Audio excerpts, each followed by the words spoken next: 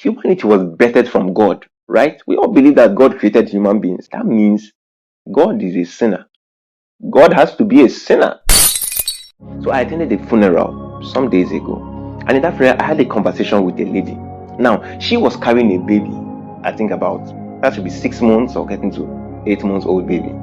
From what the pastor was saying as the burial oration or the message, talking about how we are all sinners, how if you don't believe in Jesus, how you're going to go to hell, how all of us are going to die one day. We had a conversation and I asked her, I said, is your baby a sinner? She said, yes.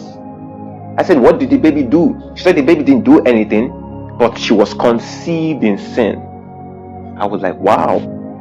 So you mean she has not done anything, but God sees her as a sinner?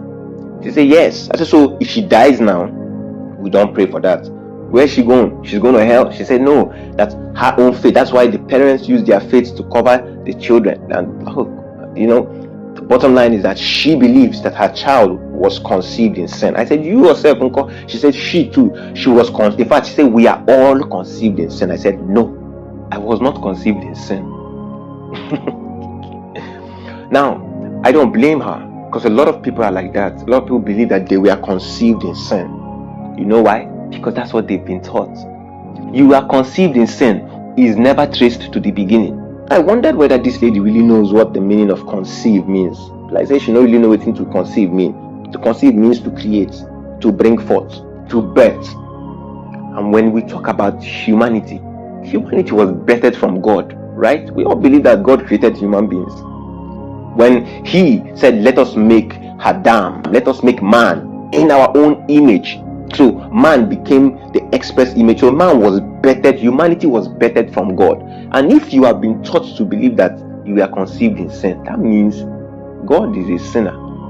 God has to be a sinner. So God is a sinner. Because then that will only justify the fact that you are being conceived in sin. Then I asked another question. Was Adam conceived in sin? And I put the question to you too. You who believes that you were conceived in sin, was Adam conceived in sin? And why do you still run with the mentality that you have been conceived in sin and that anybody who is born has been born into sin?